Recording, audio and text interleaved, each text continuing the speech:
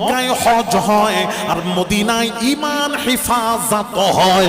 জোরে জোরে যেমন বলখের বাদশাহ ইব্রাহিম ইবনে আদহাম, জানেন কত বড় বাদশাহ, ঘুমিয়ে আছেন বালাখানায়, আরাম করছেন, চতুর্পাশে পাহারাদার পাহারা দিচ্ছে বাদশার ঘুমে ডিস্টার্ব না হয়।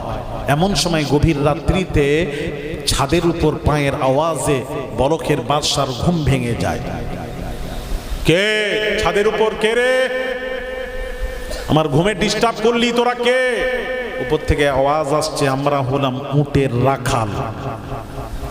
উটের রাখাল? কি করছিস গভীর রাত্রিতে? না জাহাপানা, আমরা উট জঙ্গলে উট চড়াতে গেছিলাম, আমাদের উটগুলি হারিয়ে গেছে, তাই খোঁজ করছি। জঙ্গলে হারিয়ে যাও উট কোথায় খোঁজ করছে? ছাদে ছাদে।